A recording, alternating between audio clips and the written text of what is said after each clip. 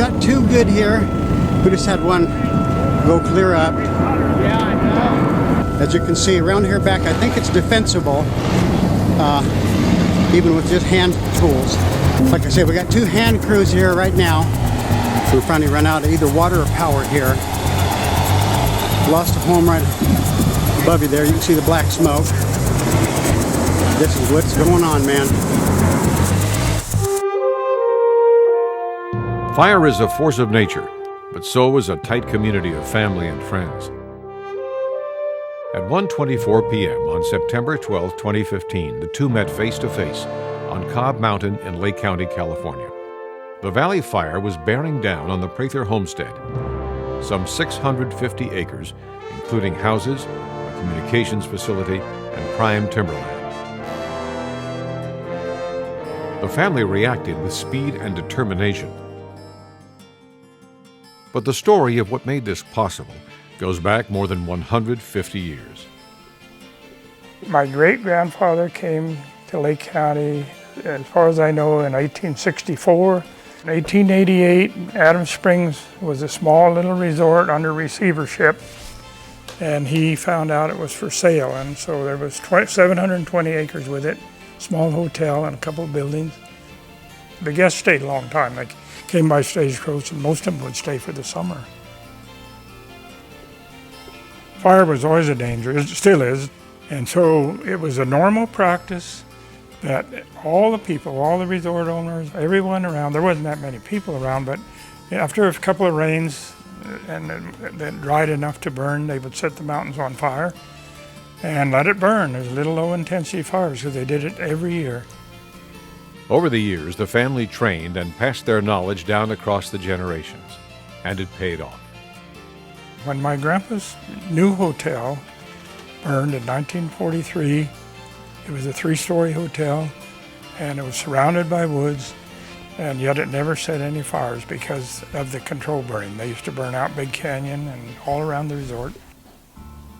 Fire prevention and firefighting was in the family blood. But nothing would prepare the Prathers for the Valley Fire, which consumed more than 76,000 acres, killed 4 people, and destroyed nearly 2,000 structures. I never heard my grandparents talk about a fire that size. I never heard anyone talk about a fire like that. When the fire struck, the family sprang into action. They searched out whatever equipment they could find and alerted the neighbors. Their first thought was to protect the nearby community of Loch Lomond. We had our hands full when the Valley Fire was burning. In the initial burning period, the fire started on a Saturday right around noon, 1 o'clock, something like that. I saw it from the back porch of my house. Mike got a call from his son Chris and said that the fire is only right down at the base of our mountain. If we get somebody up there, we can do something with it ourselves and try to stop it before it burns up our mountain. Family members and friends slipped the roadblocks to bring in supplies.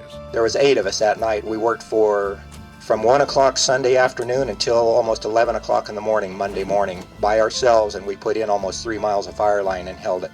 Fire burnt a whole bunch of houses right through this subdivision, right under us, and I guess it jumped that trail and they followed up here.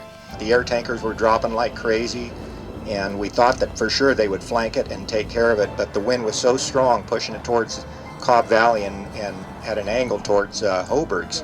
But our line did held. Every spot fire that did cross our line we picked up. Finally, late afternoon Monday, CDF finally got some stuff up here to help us out, starting with a couple of dozers. We fight fire with fire. We try to eliminate the fuels, the ground fuels that tend to spark and then run up the trees. We can't always be successful from stopping them from torching in every tree, but by eliminating the fuels and opening the road and back burning and then holding our back burn with our little water we had in our trucks and just putting out the back edge and let the main fire pull our little fire towards itself, it was successful. We wanted to find out where we needed to be doing the most good at the time. So we found the fire here, and we decided we'd have to back burn from this next road up because it had already crossed this road we're on. And you look at it, it's just total devastation below compared to the road up above that we backburned through, and it just backburned through like a large control burn, and it stopped the fire from continuing up the hill. Darrell had his D4 dozer down here getting a ring around the houses and whatever We would like to use the cat to clean some of the trails that needed cleaned off better. But on the trucks, we would run one truck to get water while the other truck was fighting the fire, and then when that truck would get back, the other truck would go get water. We had an S10 with a water tank. We had Danny's pickup with a little water tank. All of them had little pumps on it. This truck, along with our little S10 pickup with 175 gallons and a similar type Honda pump, that was what we were using to hold our backfiring operation when we backfired from our logging road. We protected this logging road. We got our fire trucks, our little pumper trucks, and my brother's water wagon, and we made a plan to hold the fire on our logging road, which is in fact what we did.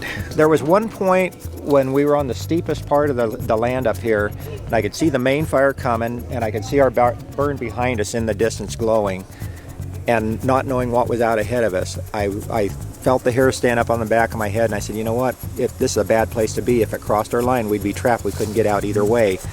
But we were able to hold it with 3 miles of our own line on Sunday night, and then the next day we got reinforcements with family and friends and everybody else that showed up, and we were able to hold it. We just kind of got lucky, and at the same time we combined our luck with a lot of skill and knowing what we were doing. There's a voice on the wind saying everything's gonna change.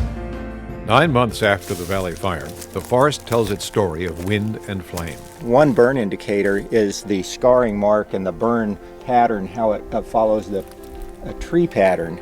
As a fire moves this direction, it comes in and it wraps itself up and around as it goes through, and you see that on all these trees. The other indicator is what we call leaf or needle freeze, and on some of these that are scarred, the needles and the leaves will bend towards the direction that the fire traveled. They never had any help from the forestry for, I think it was over 30 hours. I was worried. I had 3 grandkids up there. It was a combined effort, and if they hadn't been there, the whole mountain would have burned. Oh, we're totally grateful that we still have a mountain here. Very grateful we were able to do what we could to save ourselves, not only our own property, but the properties of other people as well, and the towers and everything else that goes with it. Grateful for all the friends and family members that don't live up here that got here as soon as they could to give us the support we had. It was a worry, I mean, yes. I mean, it's probably etched in their mind forever. Here is the plaque for the Tree Farmer of the Year.